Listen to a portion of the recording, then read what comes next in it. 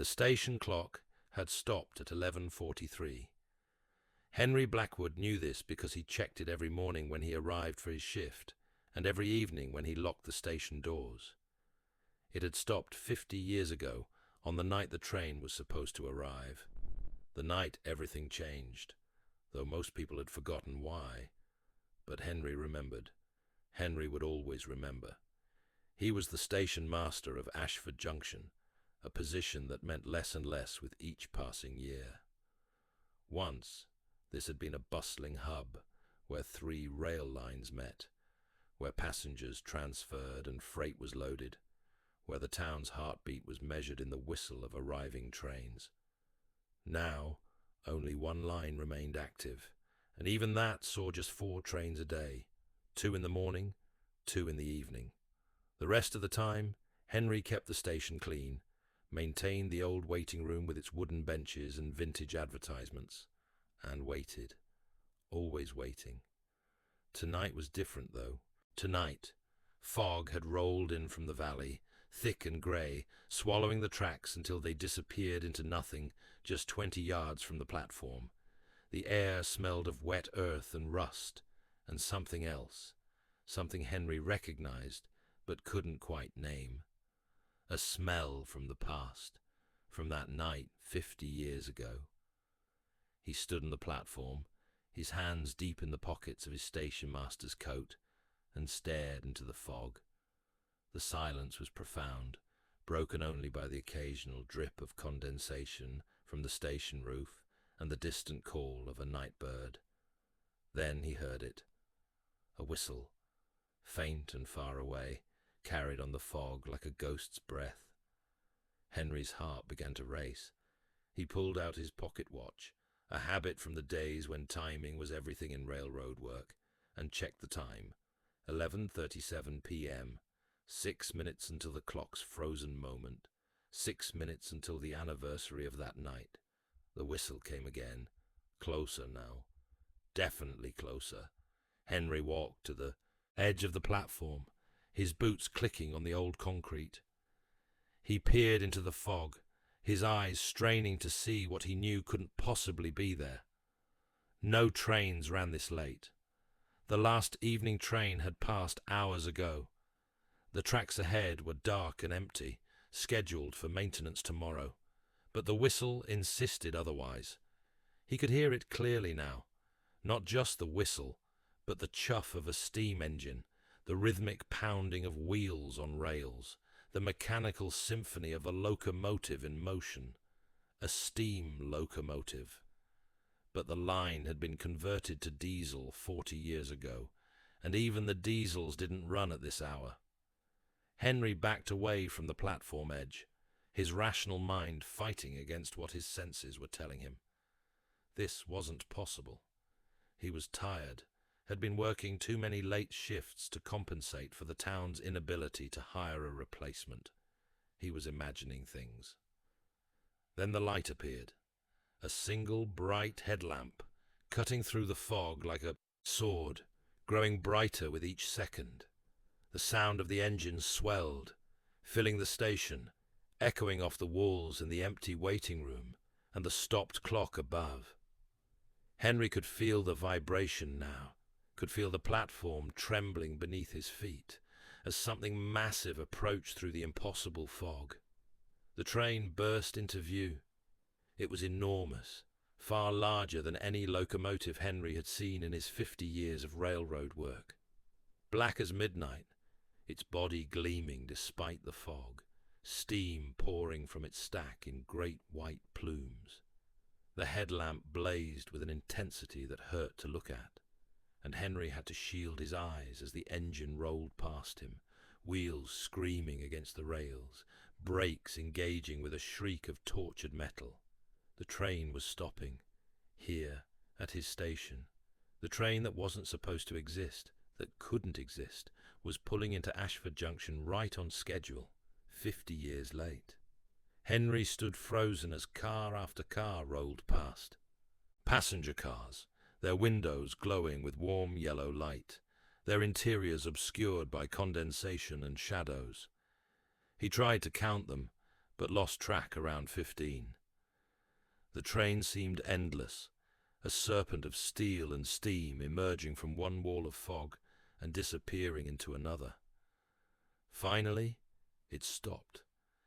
The engine sat 20 feet past the platform, hissing and steaming, its massive boiler ticking as it cooled. The passenger cars lined up perfectly with the platform edge, as if the engineer knew exactly where to stop despite 50 years of absence.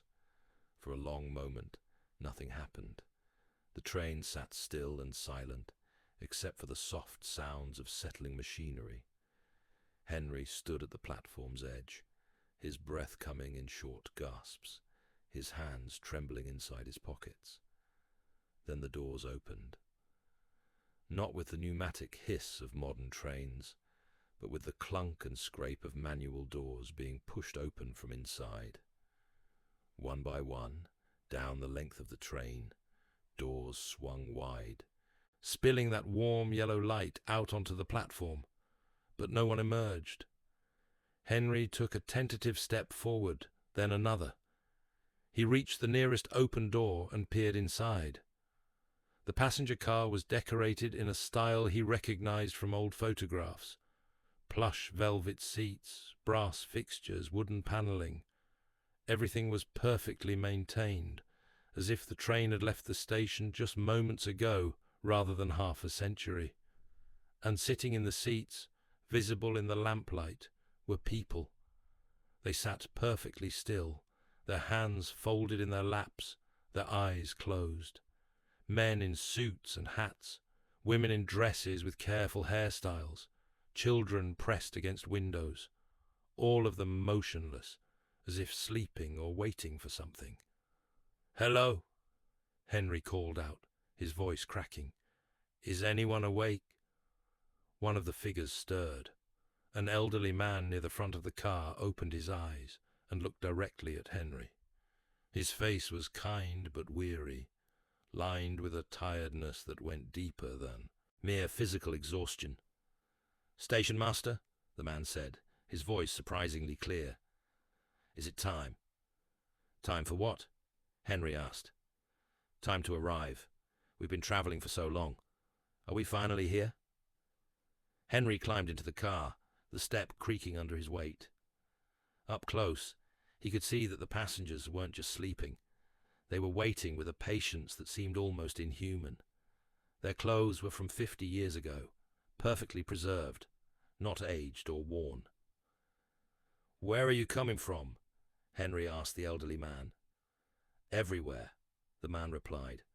"All the places we left behind, all the stations we departed from, promising to return. We've been on this train for... How long has it been?" 50 years, Henry said quietly. "The train was supposed to arrive 50 years ago tonight." The man smiled sadly. "Is that all? It feels like longer. Much longer." More passengers were stirring now, opening their eyes, turning to look at Henry with expressions of hope and confusion and relief. A woman with a baby in her arms, a young soldier with his duffel bag at his feet, a businessman with a newspaper dated from half a century ago. "We've been waiting," the woman with the baby said, "waiting for someone to tell us we can finally disembark." Henry looked from face to face, recognizing none of them, but feeling their collective longing like a physical weight. "I don't understand. Where is this train going?" "It's not going anywhere," the soldier said. "It's arrived. This is the destination. It's always been the destination. But this is just Ashford Junction. It's not a destination. It's a transfer point. You're supposed to change trains here, go somewhere else." The elderly man shook his head. "Not us. We were all going home. And home is wherever the journey ends." Henry felt a chill run down his spine. "You're saying you all..." "Died," the businessman finished matter-of-factly, folding his newspaper. "Yes. Some of us in accidents, some in our sleep, some in war. But we all bought tickets for this train, and we all boarded expecting to arrive somewhere. And now we have." This train collects the ones who were traveling, the woman explained, rocking her silent baby gently. The ones who died away from home, who never made it to their destinations.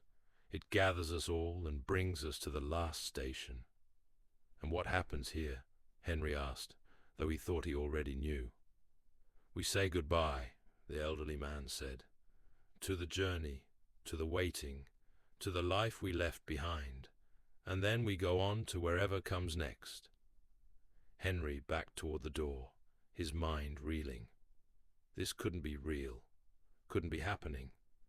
But the passengers watched him with patient eyes, and the train around him felt solid and present, and the smell of coal smoke and old leather was unmistakable. I'm not dead, Henry said, as if saying it would make it true. No, the elderly man agreed, but you've been waiting for this train for 50 years. Haven't you? Ever since that night when it didn't arrive, when you were a young porter and you waited all night for the train that never came? Henry's legs nearly gave out. How did this man know? No one knew about that night except Henry. He'd been just 20 years old, working his first shift alone, entrusted with managing an important transfer.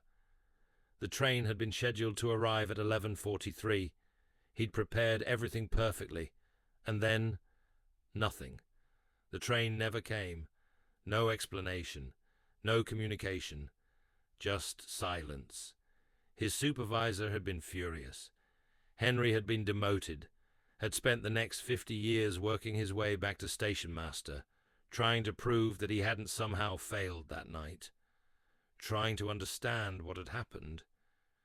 You've been waiting for us, the woman said gently, keeping the station ready, maintaining the platform, watching the tracks, all so that when we finally arrived, we wouldn't find ourselves abandoned in the dark. Henry felt tears on his cheeks. I didn't know. I needed to understand what happened, where the train went. It went where it needed to go, the elderly man said. It took the long way around, picking up all of us who needed to be carried home. And now it's here, and we can finally rest. But only because you kept the light on, only because someone was still waiting. The passengers began to stand, gathering their belongings, preparing to disembark. Henry watched them file past him, each one pausing to nod or smile or touch his hand in passing. They moved like people waking from a long sleep, stretching and blinking and remembering how to walk. They stepped down onto the platform, and as each one did, they changed. Their clothes became lighter, brighter, their faces relaxed. The weight of waiting fell away from them like shed coats. They looked around the foggy station with wonder, as if seeing something beautiful that Henry couldn't perceive. What do you see? Henry asked the elderly man, who was the last to disembark. Home, the man said simply. Different for each of us. My wife is there. She passed 10 years before I did. And my parents, and the old house where I grew up, all of it waiting just beyond the platform. I don't see anything, just fog. That's because your journey isn't over yet. The elderly man clasped Henry's hand firmly. Thank you, station master. Thank you for keeping the station open, for not giving up, for being here when we finally arrived. Wait, Henry said, as the man turned away. What happens to the train now? Does it leave again? The elderly man looked back at the locomotive, still steaming quietly in the fog. The train is always leaving and always arriving. Time moves differently for those of us aboard. We've been traveling for 50 years, but we've also been traveling for 50 seconds, for 50 decades, for eternity. The train goes where it's needed. And me? What do I do now? Whatever you choose. Your vigil is over. The train has arrived. You've done what you needed to do. Now you can rest too if you want. Or you can keep the station running, in case another lost train needs a place to arrive. The elderly man smiled. The choice has always been yours. Then he walked into the fog, following the other passengers, and disappeared from sight. One by one, they all vanished into that grey veil, walking toward destinations only they could see. The woman with the baby, the young soldier, the businessman, all of them gone. Henry stood alone on the platform, the train still sitting beside him, its doors standing open like invitations. He walked alongside the cars, looking into each one, all empty now, the seats unoccupied, the lamps still burning but illuminating nothing. He reached the engine and climbed up into the cab. The controls were warm under his hands, the gauges still showing pressure, the fire still glowing in the firebox. Everything ready for another journey. A logbook lay open on the engineer's seat. Henry picked it up and read the last entry, written in a firm hand. Arriving Ashford Junction, 11:43 p.m. 50 years late, but on time for those who were waiting. Station Master Henry Blackwood kept the light burning. Recommend commendation. Below that, in a different hand, his own hand, he realized with shock, were the words, acknowledged and recorded. Passengers safely disembarked. Station Master relieved of duty with honor. Next assignment to follow. Henry hadn't written those words, but they were in his handwriting, and as he stared at them, he understood. He'd been waiting not just for the train to arrive, but for permission to stop waiting, for confirmation that he'd done his duty, that the failure he'd carried for 50 years wasn't his fault. And now he had it. He climbed down from the engine and walked back to the platform. The fog was beginning to thin, and through it he could see the first hints of dawn. How long had he been talking to the passengers? It had felt like minutes, but the sky suggested hours had passed. The train's whistle blew once, a long, low note that echoed across the valley. Then, slowly, almost reluctantly, the great machine began to move. Steam poured from its stack. Wheels turned. The cars rolled past Henry one by one, empty now, ready for new passengers at the next station down the line. Henry watched it go, watched it disappear back into the fog from which it had emerged. And as the last car vanished from sight, the station clock above his head suddenly began to tick again. The hands moved past 11:43, catching up to the present moment, making up for 50 years in seconds. Henry looked at the clock, then at his pocket watch. They matched now. Time had started again. He should have felt relief, should have felt validation. But instead he felt empty. His purpose for 50 years had been to wait for that train. And now it had come and gone, and he was just an old man at a nearly empty station, with nothing left to wait for. He walked back to his office, intending to write up a report, to record what had happened. But when he sat at his desk, he found an envelope waiting for him. His name was written on it in elegant script. Inside was a letter. Dear Henry, thank you for your service. The train has arrived safely, and all passengers have reached their destinations. Your vigil is complete. However, we find ourselves in need of a new station master. Not here at Ashford Junction, but at another station further down the line. A place where trains arrive that aren't on any schedule. A place where people who are lost need someone to help them find their way. If you choose to accept this position, close your eyes and board the next train that arrives. It will take you where you need to go. If you choose to retire, that is your right. You've earned your rest. The station will continue without you. The choice, as always, is yours. Signed, the line superintendent, Henry. Read the letter 3 times, then folded it carefully and put it back in the envelope. He sat in his office as the sun rose, watching the light chase away the fog, revealing the empty tracks that stretched toward the horizon. He thought about retirement, about the small house he'd inherited from his parents but barely lived in, about quiet mornings and books he'd meant to read, and the garden that had gone wild without care.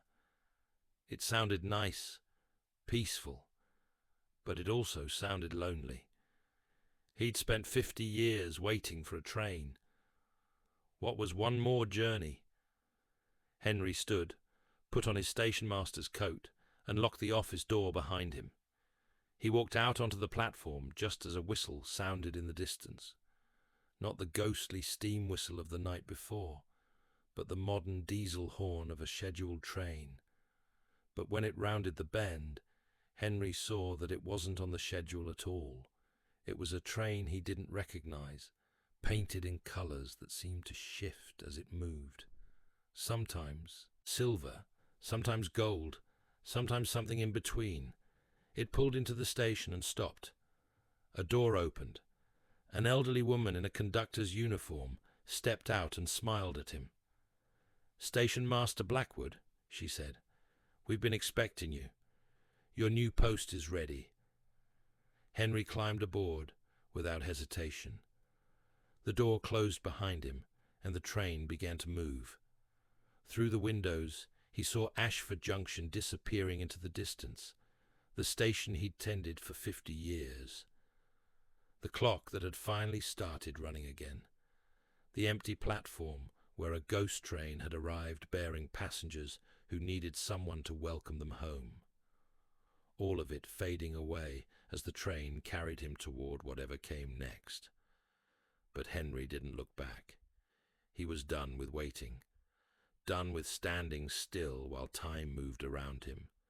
Now he was moving with it, going forward, toward a new station and new trains and new passengers who would need someone to keep the light burning. The conductor sat across from him, her eyes kind and knowing. "You'll like your new assignment," she said. "It's a busy station, lots of arrivals, people who are confused, frightened, looking for guidance. They need someone patient, someone who understands what it means to wait." "I think I can handle that," Henry said. "I know you can. That's why you were chosen." Henry settled into his seat, watching the landscape blur past the windows. Fields and forests and towns he'd never seen. The train moved faster than any normal train could move, but the ride was smooth and quiet. He dozed off somewhere around noon, lulled by the rhythm of wheels on rails. And when he woke, they were pulling into a station unlike any he'd ever seen. It was vast and bright, with platforms stretching in every direction, and trains of all kinds arriving and departing in a complex dance of schedules only they understood. "Welcome," the conductor said, "to the junction between." "Between what?" Henry asked. "Between everything. Here and there, now and then. Life and whatever comes after. All trains pass through here eventually, and you're the new station master." Henry stepped onto the platform and looked around in wonder. This was where he was meant to be. He could feel it. Not waiting for one train to arrive, but helping countless trains and countless passengers find their way. His vigil at Ashford Junction was over, but a new vigil was beginning. And this time, Henry wouldn't be waiting in the dark. He'd be standing in the light, guiding others home. The conductor handed him a cap, the official station master's cap of the junction between, and a watch that showed multiple times at once. "Your shift starts now," she said. "Good luck, station master. You're going to need it." Henry put on the cap, checked the watch, and walked toward his new office. Behind him, the train that had brought him was already departing, heading back to pick up the next person who was ready for their journey. And on platform 7, a train was arriving. Henry could hear its whistle cutting through the air, calling for someone to welcome it home. He quickened his pace, a smile spreading across his weathered face. After 50 years of waiting, he finally knew what he'd been waiting for. This moment, this place, this purpose. The train that never arrived had finally come, and it had brought him exactly where he needed to be.